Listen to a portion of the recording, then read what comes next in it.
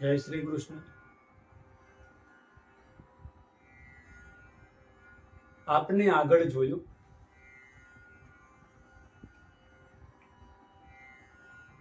કંસની બે પત્ની અસ્ત્ય અને પ્રાપ્તિ પોતાના વૈધવ્યનું કારણ એ પોતાના પિતાને સંભળાવે. અહીંયાથી જ દસમ સ્કંદના ઉત્તરાર્ધનો પ્રારંભ થાય. સુખદેવજી પ્રારંભ કરતા કહે, અસ્તિ પ્રાપ્તિશ્ચ કંસસ્ય મહિષ્યો ભરતર્ષભ મૃતે ભરતરિ દુઃખાર્તે ઇયતોસ્મ પિતુર્ગૃહાન ઇયતોસ્મ પિતુર્ગૃહાન.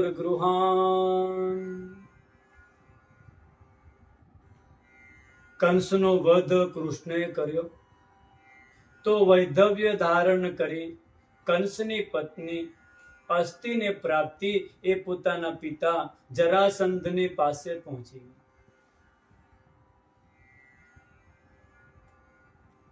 અને વૈધવ્યનું કારણ બતાવ્યું તો જરાસંધે ક્રોધ કર્યો, બોલ્યો, મારા જમાઈને મારવા વાળા કૃષ્ણ, એને હું જીવતો નહીં છોડું.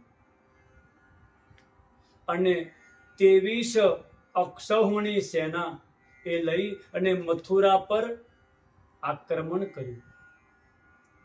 શ્રી કૃષ્ણ અને બલરામ યુદ્ધ માટે તૈયાર થયા. ભગવાનને જોઈ જરાસંધ બોલ્યો, તારી સાથે હું યુદ્ધ કરવા વાળો નથી, કેમ કે તું મારી સામે તો નાનું બાળક છે, પરંતુ બલરામ એ તારામાં સાહસ છે, તો તું મારી સાથે યુદ્ધ કર. ત્યારે ભગવાન બોલ્યા છે, ન વૈ સુરા વિત્કથન્તે દર્શન્યત્યેવ પૌરુષમ ન ગૃહ્ણીમો વચો રાજન આતુરસ્ય મુમૂર્ષતઃ આતુરસ્ય મુમૂર્ષતઃ.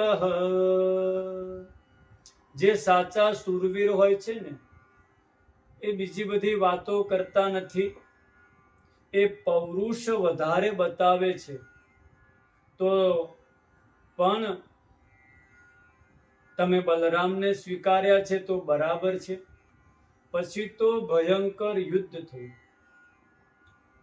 ભગવાને એક ક્ષણવારમાં જ દિવ્ય સુદર્શન ચક્રથી 23 અક્ષૌહિણી સેના એનો સંહાર કર્યો. રક્તની નદીઓ વહેવા લાગી. બલરામે જોયું, અરે કૃષ્ણએ બધું જ સમાપ્ત કરી દીધું, હું હજુ જરાસંધને જ નથી મારી શક્યો.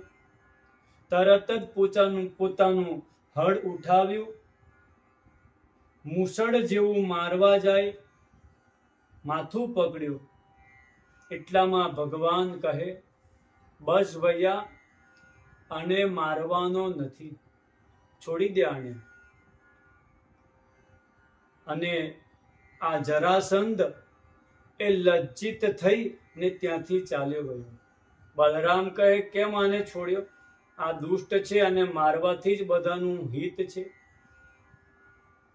ભગવાન કહે, બલરામજી, આપણે આવ્યા છે કેવી શેના માટે? તો આ ધરતીનો ભાર ઉતારવા માટે, દુષ્ટોને મારવા માટે. તો એક એક દુષ્ટને ક્યાં આપણે શોધવા માટે ફર્યા કરીશું? હું આના સ્વભાવને જાણું છું. આપણે ક્યાંય જવાની જરૂર નહીં પડે. આ બધાને શોધીને આપણી પાસે લાવશે. અને એ જ થયું. બીજી વખતે 23 અક્ષૌહિણી સેના લઈને ફરીથી જરાસંધ આવ્યો. તો આવી જ રીતે 17 વખત જરાસંધે મથુરા પર આક્રમણ કર્યું. અને દરેક વખતે ભગવાન જરાસંધને જીવતો છોડે, એની સેનાનો નાશ કરે. 18મી વખતે આક્રમણ કરવાની તૈયારી કરી. તે વખતે 11,000 બ્રાહ્મણોને આ જરાસંધે અનુષ્ઠાનમાં બેસાડ્યા. કહે, એવો મંત્ર બોલો કે હું આ વખતે વિજય પ્રાપ્ત કરીને આવું. આ બાજુ નારદજીએ કાલ યવનને કરોડો યાદવો સાથે યુદ્ધ કરવા માટે મોકલ્યો. નારદજીએ કહ્યું એટલે મથુરાને ચારે તરફથી ઘેરી લીધું. ભગવાન કહે, બલરામજી, તમને ખબર છે આ કાલ યવન યદુવંશીઓના હાથે મરવાનો નથી, માટે કાલ યવનને હું સંભાળું છું, તમે એની સેનાને સંભાળો. અને ભગવાન તરત જ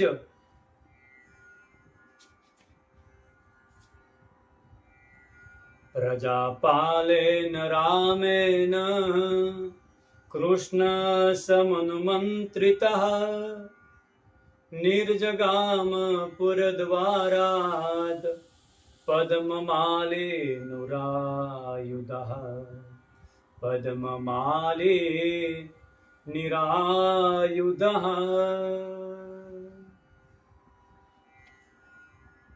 તરત જ આયુધ વગર ભગવાન હસતા હસતા નગરની બહાર નીકળ્યા.